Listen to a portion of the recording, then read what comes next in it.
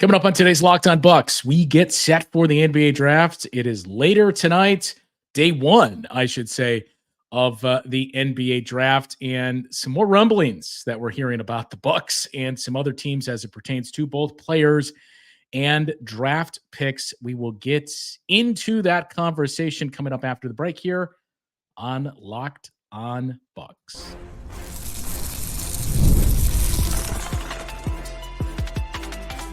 You are Locked On Bucks, your daily Milwaukee Bucks podcast, part of the Locked On Podcast Network, your team every day.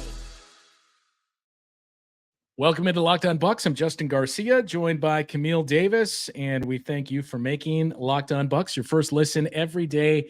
We're free and available wherever you get your podcasts. You can find us on YouTube as well, part of the Locked On Podcast Network, your team every day. Today's Locked On Bucks is brought to you by FanDuel. Make every moment more as a playoffs wind down. The sports stop sporting like we want them to, but this summer, FanDuel is hooking up all customers with a boost or bonus daily. That's right. Something for everybody every day, all summer long. Visit FanDuel.com/lockedon to get started. As you listen to this, it's Wednesday, Camille, so it is day one of the first ever two-day NBA draft. I don't know if we cleared this up either.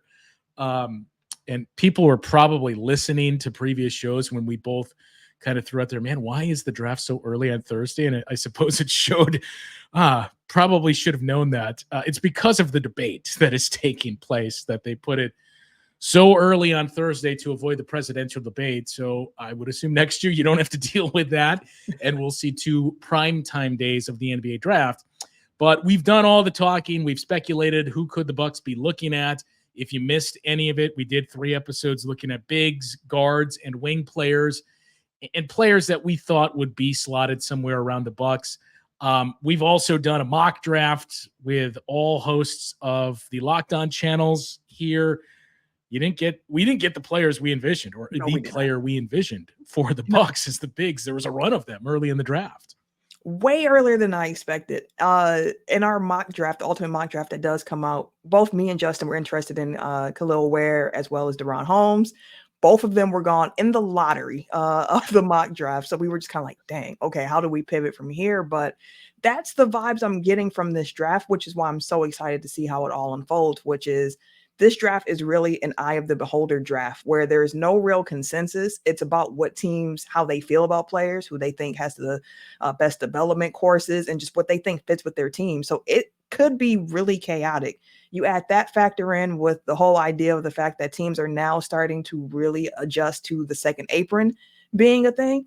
That's been a lot of the conversation around the draft that I've been hearing, which I was like, this is so interesting. And shout out to Van for coming on and breaking down the Bucks situation when it comes to the first and second apron, because we even heard it during JJ Redick's introductory press conference with the Lakers, with Rob Pelinka speaking and saying, like, listen, this new CBA is making things hard. It's harder for us to find the right trades at this moment when you're a first or second apron team. And he mentioned the fact that he thinks it's going to be more emphasis on player development going forward, just because of the constrictions that you have at being a first or second apron team. So it made me start thinking about the Bucks and like, hey, is this part of why we've been seeing the Bucks get such an experienced bench, where it's like, we do want to make sure that we also have some time to work with the younger guys on the bench, but also makes me wonder for the draft, like, do the Bucks keep both picks, or are they looking to trade back? Is it one of those things where you're looking to get more second round picks at this because the cost that comes with this, as well as being able to add on more years to it? Like, my mind is going in so many different directions with this draft based on a lot of the noise that we've been hearing around it. I assume we're gonna learn about JJ Redick's staff in the next couple of days here. I still think Sam Cassell is going to be the lead assistant in Los Angeles under JJ Redick. You mentioned his press conference. I don't want to get too much into it because we got a lot to tackle with the draft.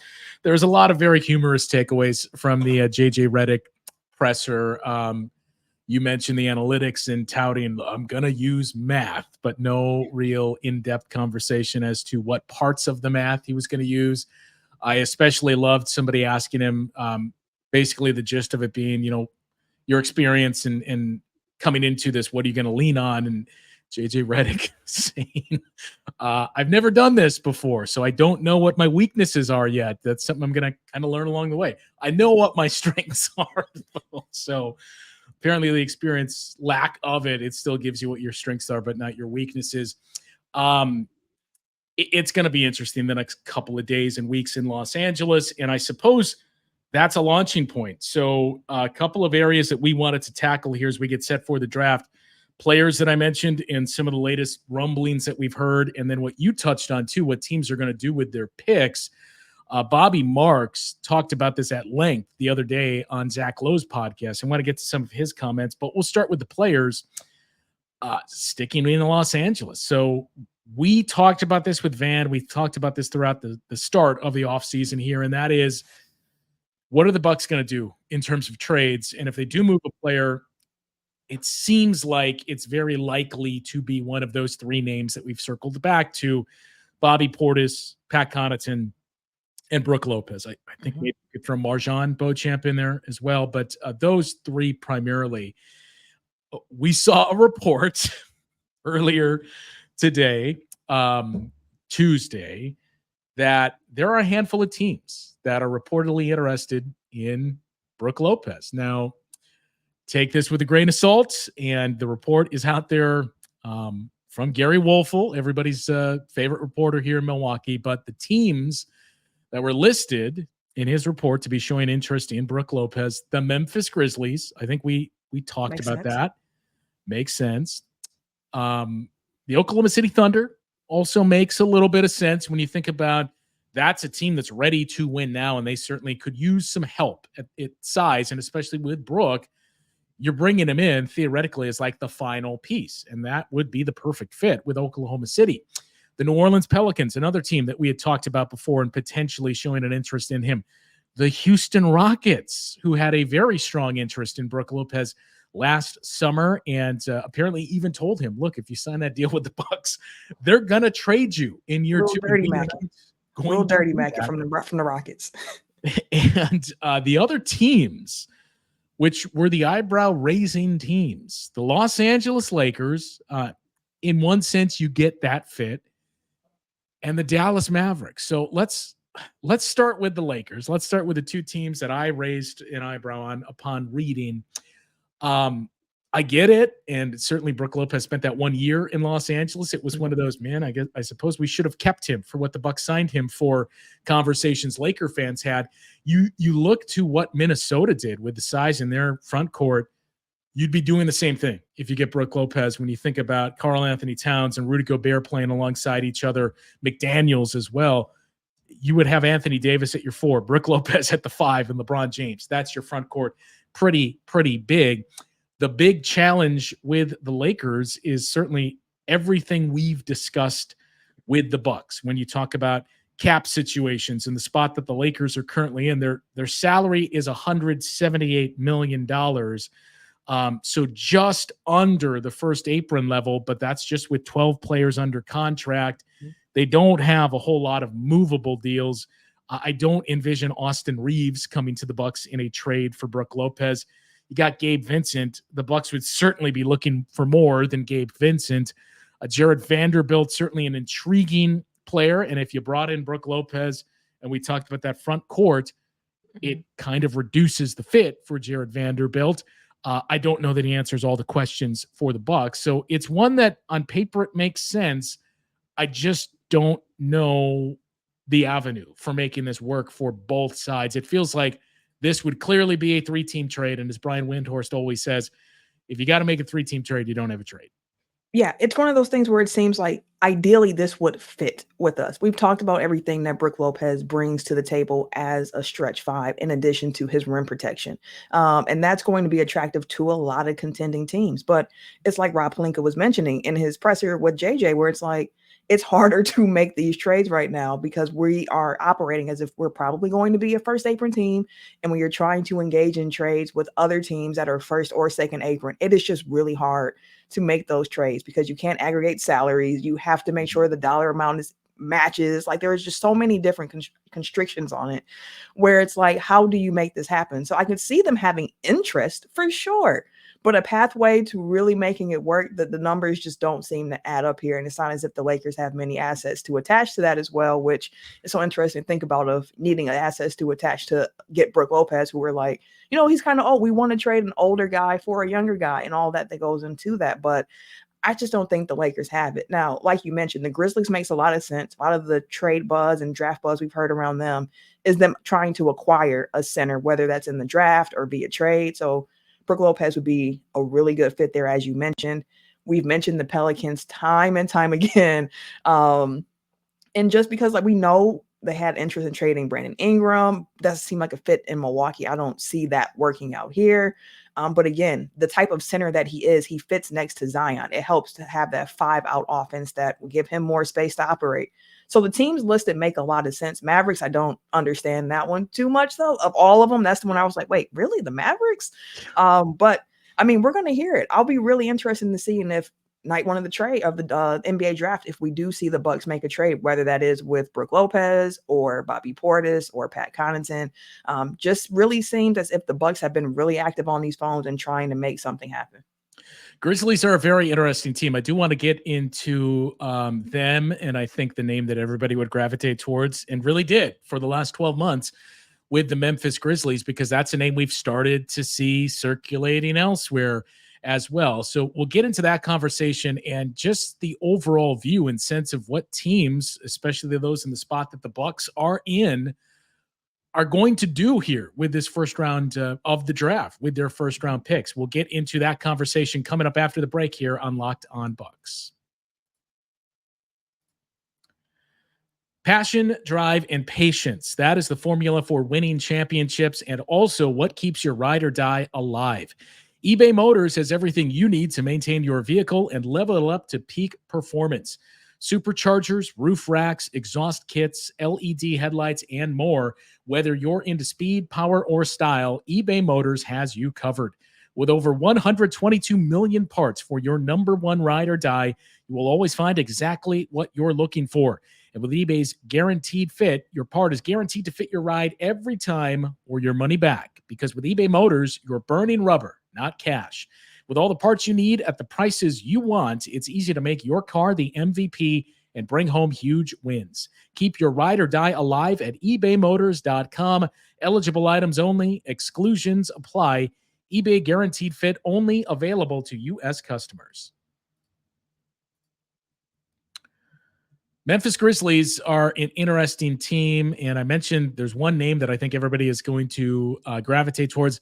That is Marcus Smart. I did see a report on Tuesday that the Grizzlies, there may be a market for Marcus Smart for draft picks, and let's just tackle it in that sense. So Memphis, similar to what we talked about with the Lakers, you'd be beefing up your front court.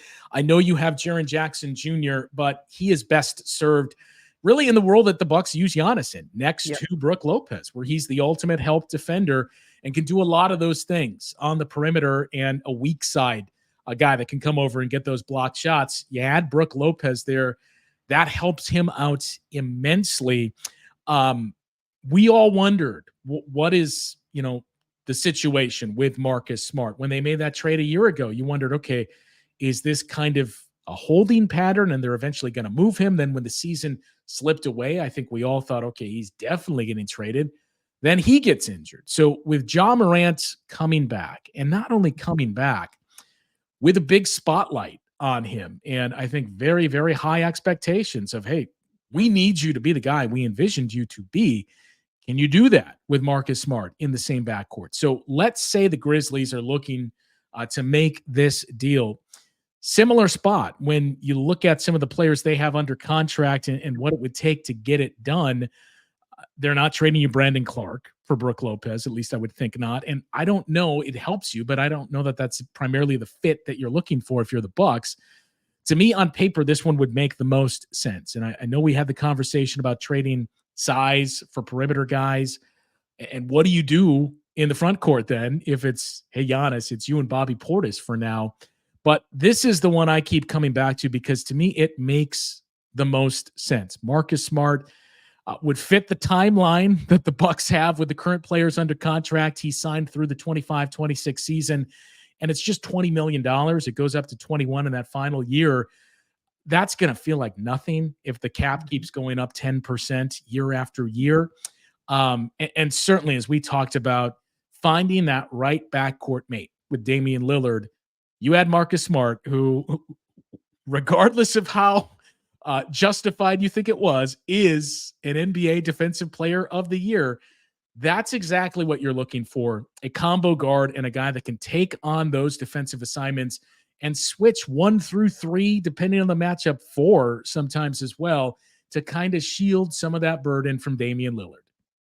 I agree with you on that one. I think that it's a great fit. But then the question becomes, what else do you do? Like, that could not be the only thing that the Bucks did, because you have a glaring need at that center position. And like we've discussed, until I hear otherwise, we have heard from Giannis that he does not necessarily enjoy playing that 5 position. So if he's not open to rotating into that role, who is it that you're going to pair next to him? You mentioned, is it Bobby Portis, or is Bobby Portis using the trade to get someone else? Like, how much turnover do we actually see with this roster? And then thinking about the Memphis Grizzlies fit with Brook Lopez, I think it's an on-court fit for sure. But some of the reports that we've been hearing around the draft is that, the Grizzlies are looking to move up, like you mentioned, to get those draft picks. It's been a lot of buzz around the Rockets and then Grizzlies possibly making a trade with, the Rockets trading that number 3 spot, which would put the Grizzlies in a position to get, Donovan Clingan or another big that they might be looking to target there. So it's one of those things, like, do you want to try to flip this for a draft pick for an unproven commodity that has potential, or do you want to try to flip this player to get a more established vet? And I don't know which way the Grizzlies would lean with that. But for the Bucks, we've heard that what they're looking to do is have a more versatile defense. So you have a player like Marcus Smart on the perimeter, and that solves a lot of problems that we've talked about. He is 6'3", maybe 6'4" on a good day. So he's not a super big wing, but he has the strength and the size and experience of playing up as well. So you would feel comfortable, I would think, with the Damian Lillard, Marcus Smart backcourt going out there. It's just a question of what is the Grizzlies' appetite for that. It seems to me, based on just what has been floated around, that they might be more interested in going a little bit younger there and trying to get one of these new prospects that continue to grow on with this team, because the West is crazy, right? And Marcus Smart is 30 years old. He's 6 years older than Ja Morant and Jaren Jackson Jr. in their timeline. So they might be looking to get a big that, could kind of fit within their little timeline a little bit better as well. Marcus Smart, by the way, is essentially the exact same size as Drew Holiday. They're both 6'4". Marcus Smart's listed at 220. Drew Holiday's listed at 205. We kind of talked about at the time of the trade too, and Bucks fans circled back to that name of, okay, could you replace Drew Holiday with Marcus Smart? He is basically a poor man's Drew Holiday. That Drew Holiday is certainly a much more skilled version and a better defender, I think more versatile as well. But you would at least check off some of what you missed there. The big piece to that would be, how do you add some more depth in the front court? What does that mean for Bobby Portis, whose name we've heard circulating quite a bit as well? We kind of mentioned too in the mock draft that we did for Lockdown, you saw a run on bigs, and Kelly Ware was not available in the 20s. And we've seen more and more mocks where he's starting to move up in the draft boards. But again, I know what Derek Lively did last year was great, which even more why it's perplexing to me that the Mavs would reportedly be showing interest in Brook Lopez, but it's also not the norm. You can't expect, let's say the Bucks do get Kelly Ware in the draft. The expectation should not be he's going to step in and do exactly what we saw from Derek Lively a year ago. If he does, great, but that's not the norm that you see, especially with bigs. It takes time. It's usually a 2-year thing with big guys in the league. So that would be the interesting piece. I suppose the last thing we'd say, because as we both agree, I think of all these teams listed, this would make the most sense. And you mentioned the Grizzlies wanting to get younger as well. Marcus Smart being 30, does that fit with their timeline? Well, Brook Lopez is 36, but I think part of that is that conversation we had in the discussion with Van too, of look, he's still productive, regardless of what some of those comments were. Brook Lopez is still very productive. for what you ask him to do. And it's an expiring contract, right? So it's one less year on the deal than Marcus Smart has.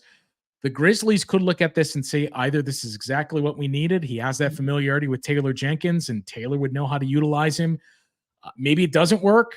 We can trade him again at the deadline because he's an expiring deal and we can get something for him. Or if he leaves or retires in the offseason, we got $20 million in cap space that's cleared up for a team that's on the fringes of getting into those aprons. So I could talk myself into it if I'm the Memphis Grizzlies, especially, again, given you've got Ja Morant and Desmond Bane in your backcourt. Marcus Smart at this point is a luxury. I think the big question is, what else would it take? I have a hard time believing it would just be a straight one-for-one swap here. So what other sweeteners would the Bucks have to throw in? And is this something that the Grizzlies view, look, we can get better value for Marcus Smart? I mentioned there was a report out there of potentially a lottery pick that they were looking at in exchange for Marcus Smart. So distilling it down here, does it make sense to you for the Grizzlies? How realistic would that deal be centered around those two guys, not taking into account what else the Bucks would potentially have to throw in? Could you see it being made? I could see it being made. If I was the Grizzlies, I don't think I would go that route. I get the appeal of it because the other aspect of it is thinking of the fact that the West has gotten a lot better. Like, you just had a year where everything went wrong. So it was pretty much like an impromptu, just like, this is a sell year. Like, it just is not going to pan out for us. Understanding that with Ja Morant healthy, with him being the engine that makes that team go, with Jaren Jackson Jr., what he's shown, with Desmond Bane, you have a really good core. If you want to make a move where you're just kind of pushing everything in, like, we're going to try to go for it this season, we believe in it this year. I could see leaning on a veteran like Brook Lopez, who has championship experience as well, to kind of come in and help try to get through the West. But thinking of long-term building, if I was the Grizzlies, I would probably go the route of looking to trade up in the draft and get one of these bigs that has been heralded. I mean, again, we've talked about this draft class. It's not seen as like superstars at the top. But there are some really interesting bigs at the top of the draft. And again, that fits your timeline a little bit better with the age as well. So if I was the Grizzlies, I would probably go that route rather than trying to acquire Brook Lopez. Yeah, I think we both agree. Brook is the most interesting name to keep an eye on here these next, couple of days into free agency, which already begins days from now, as the draft is tonight and then free agency is here. Speaking of the draft, I do want to get some of those comments by Bobby Marks about how teams are going to view the first round. It's something we touched on a little bit in our conversation about the offseason as a whole with Van, and also remind you about what we have planned for tomorrow on Locked On Bucks. We'll get into that after this on Locked On Bucks. Well, I love sports, and I love them so much, I never want them to stop. But as the playoffs wind down here, the NBA Finals ended a week ago. We had the NHL Stanley Cup Final just ending 2 days ago. Now that it's winding down, we get fewer games, and the sports just aren't sporting like I want them to. But FanDuel lets me keep the sports going whenever I want. All I have to do is open the app and dream up bets anytime I'm in the mood. This summer, FanDuel is hooking up all customers with a boost or bonus daily. That's right. There's something for everyone every day, all summer long. So head to FanDuel.com/lockedon and start making the most of your summer. FanDuel, official sports betting partner of Major League Baseball.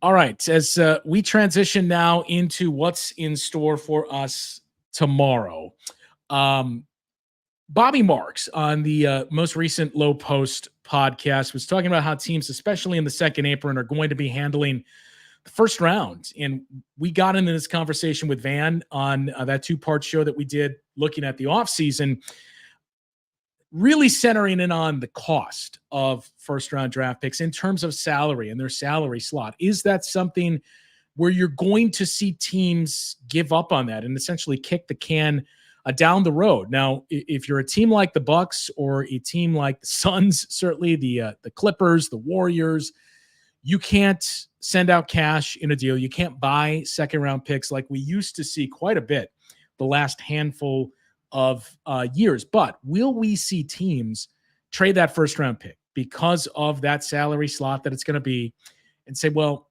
we can save a little bit of money if we do basically what the Bucks did the year they won the NBA championship, where they carried guys on those final 2 roster spots. They kept an open spot too. Remember, they carried 14 guys, but you had Jordan Nwora on the team. You had Sam Merrill on the team, not on two-way deals, on NBA deals to save you some money. Is that something that teams are going to be doing more of? Bobby Marks seems to think yes, and he has already started to hear some intel and rumblings that the Phoenix Suns are one of those teams that's saying, look, the first-round pick that we do own right now, number 22, one spot in front of the Bucks, it's available. Whoever wants it, give us a handful of second-round picks.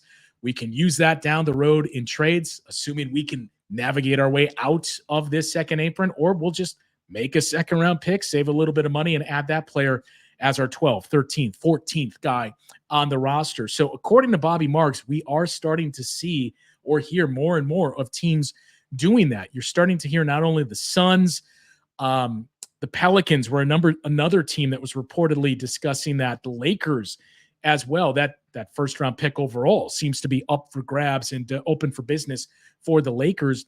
But the Suns and Bucks are probably the 2 teams that fit that bill the most, and the most interesting to keep an eye on there. Celtics as well, picking number 30. Can you turn that into a second-round pick next year, a second-round pick this year for a team that's looking at it and saying, this guy, we didn't get him in the first round. We couldn't get there around 25 or so. That's the guy we're targeting. We want to move up there and to get him. So that's another thing to keep in mind here with this first-round pick that the Bucks hold. I think we spent quite a bit of time saying, do you use that as a sweetener? Now, you can't trade it prior to the pick being made, but you could draft that player and attach him with Pat Connaughton, let's say, and send that out. Now, it's the rights to that player, so it's not as though you're aggregating contracts and sending it out. You can do that on draft night. You just can't trade it in advance. Is that something that the Bucks do? We spent quite a bit of time talking about that. Not so much do they just save money and say, let's turn this 23rd overall pick into maybe an additional second-round pick this year, or just second-rounders down the road that we can kind of refill our cabinet as well and use those for future trades. When you think about how many they gave up through the years for PJ Tucker, for Jay Crowder, and all those other moves that the Bucks made these last handful of years. So we've started to hear those rumblings that, hey, teams very, very deep into the second apron, they are looking to save money. And one way to do that is by trading their first-round draft pick, moving down and getting more and more second-round picks. So that's another interesting angle to keep an eye on later tonight for the Bucks and what they decide to do in the first round of this draft. But this, to me, is the most intriguing NBA draft that we have seen for the Bucks in quite some time now, because of that, because of all the second apron penalties starting to kick in, teams starting to figure out, how do we navigate this? How do we get out of this? How important is that to us? We've had the conversation the last few years of what do you do with the first round pick, or through the years, I should say. What do you do with the first round pick? Do you keep it? Do you get younger? Do you trade it for something and attach it as a sweetener with another player? So that part of this equation is nothing new that we've dealt with, but the cap implications are the big piece. And to me, what makes it even more interesting this year than in years past. The draft gets started tonight at 7 p.m. Central Time. That is when the first round begins. We've mentioned quite a bit. Camille and I are going to do a live show later on tonight. So we are going to react to everything that starts to happen as this draft unfolds. It's going to be a very interesting draft, too, because you feel like of all the mock drafts we've seen, it's a very good chance all of them are going to get blown up when you see so much variance of who's slotted to go where. So we plan on going live right as the lottery portion is ending, rather than sliding it into a specific time and saying, hey, we're going to go an hour into the draft. We're going to start at 8 or 8:30. We're going to go as soon as the lottery ends. And we kind of aligned on that because maybe 15, but somewhere in that region, because of the teams that are going to be picking as soon as you get out of the lottery. And that's really starting to get close to where the Bucks are. So once you get out of that, you got the Heat, the Sixers, the Lakers, Shortly thereafter, the Cavs, the Pelicans, the Suns, and then, of course, the Bucks at 23. So once we wrap up the lottery, we'll go live to react to what we've seen so far. Who ends up going number one? Do the Hawks keep the pick? Does anybody jump up there into the first 8 or so draft picks? Here in San Antonio, maybe shopping one of their 2 picks. Houston might have that pick up for grabs as well. Maybe even Portland with the multiple first-round picks that they have. So we're going to go live as soon as the lottery portion of the draft ends, react to what's unfolded so far. Have there been any trades involving players even outside of the Bucks? We'll get to that reaction. And then shortly afterwards, we'll be on the air live as the Bucks make their pick or decide to trade that pick. So join us live tomorrow night as the lottery portion of the draft wraps up. That is when we are going to go live.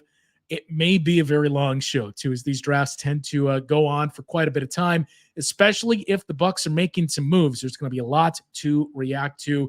So be sure to join us live on YouTube here as soon as the lottery portion of the draft wraps up later on this evening, Wednesday night, for the live portion of the show. We're still working to see if we can get somebody else to jump onto the stream with us. I think you know who that is. If not, we do think we're going to have Frank giving his reaction to any moves made on night one on Wednesday or anything else that we've seen trickle out here for the Bucks. We'll get to that the day after. But live reaction to the first round of the draft just as the lottery wraps up. Be sure to circle back here and join us on YouTube for the live stream of draft coverage later on this evening. And as we mentioned, it's already here. As we've had now 2 straight off seasons of feeling like, man, it took forever to get to free agency because the Bucks were bounced in the first round. And now we're here into the off season. It is draft day 1 at least of the 2-day affair of the NBA draft. And then days later, free agency is going to be here. So a lot coming up here on the channel over the course of the next couple of days. Be sure to come back later on this evening for the live component of our draft night special. For Camille, I'm Justin. We'll talk to you once again later on this evening on Locked On Bucks.